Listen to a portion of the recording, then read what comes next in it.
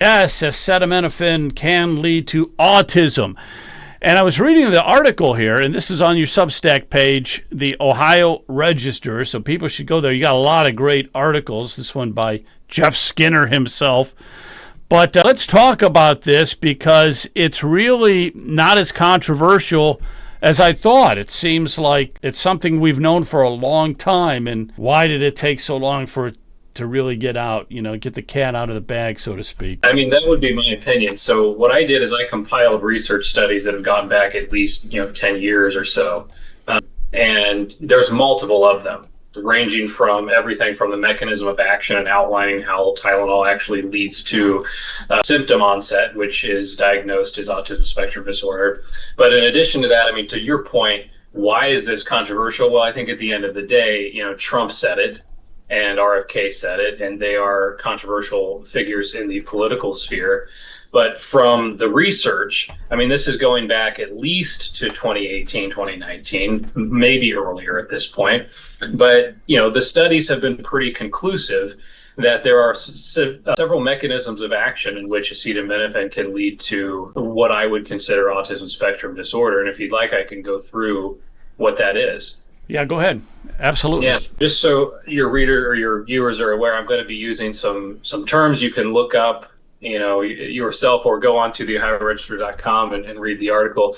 But acetaminophen, pain reliever, it blocks signal receptors in the brain for pain. It's used for common things like headaches, fever, things of that nature.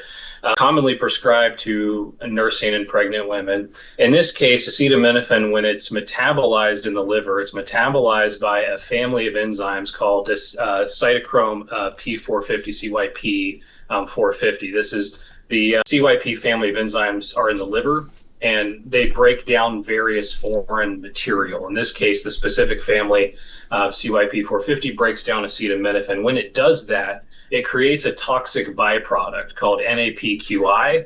I'm not going to go through the whole name there. If you want to look up what the formal pharmaceutical name for that is, you can do that. But an overabundance of this NAPQI leads to what's called reactive oxidative species, or ROS for short. And that is the key precursor to oxidative stress, which creates inflammation systemically. Now, normally when your body breaks this down, that toxic byproduct is carried out of the system by an antioxidant called glutathione. It's one of the most potent and powerful antioxidants in the body. High levels of glutathione have been associated with positive outcomes and lower symptom onset of things like COVID-19. This is also why when people have acetaminophen toxicity, they've taken too much Tylenol, they go to the hospital. The treatment for that is a supplement called N-acetylcysteine, or NAC.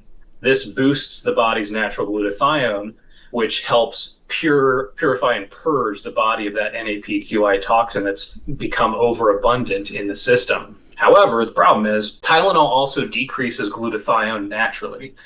So when you're taking it, you're actually reducing your body's levels of this potent antioxidant, which is important for things like fighting off illness, and you're causing an abundance of this toxic compound. If you are pregnant, as an example, all of that goes into the baby as well. So what they found in about 5 different studies that I've looked at is they found a direct correlative link between high levels of reactive oxidative species and oxidative stress in children that had ASD diagnoses, autism spectrum disorder. They found low levels of glutathione, and they found in several other studies a clear mechanism of action of how once you take this Tylenol as a pregnant or nursing mother, the baby's developing body does not have high levels of glutathione to purge out that NAPQI. You end up with high levels of ROS, and that leads to neuroinflammation. And that neuroinflammation actually damages brain cells, leading to what we would consider ASD criteria: difficulty with communication, social-emotional understanding, a plethora of dysfunction, starting at the cellular level with mitochondrial dysfunction. So the studies, in my opinion, have been very clear on this for a very long time. It's just become controversial, because of who said it. Now, hang on one second. Let's do this because I'm going to just show this. You have massive meta-analysis published by Mount Sinai University. Let me show you how big this report is. It's massive. It just goes on and on and on. I don't know, hundreds of pages probably. You've got all of these sections over here. But this is to let us know that this is something that they've been talking about for a long time, this acetaminophen. And also what I understand from your article is that the child in the womb, these toxins that are created from it can cause brain damage to that young infant in the womb, where it wouldn't necessarily do it to someone your age or my age or an adult.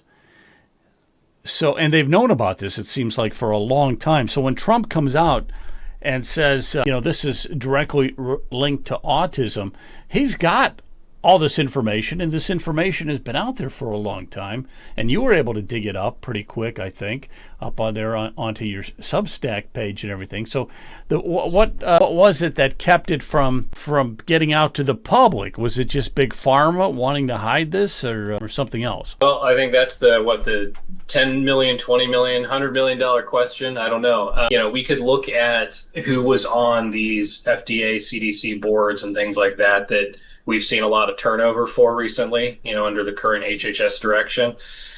I think that it would be a safe assumption that there's always been a revolving door relationship between the regulatory agencies and the pharmaceutical companies. And further, it's those pharmaceutical companies that control and operate the medical training establishments. As we saw all this during COVID, right? Like it's not new to us to understand the bad relationship that these entities have. But, you're right, this should have been discussed much sooner.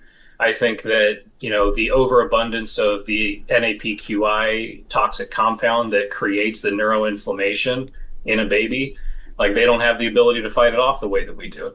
And the long-term damage that's caused by that is what, is displayed as autism spectrum disorder according to the DSM-5. So, it's sad to me to think about how many children have probably been exposed to this compound because of doctor recommendations to their mother.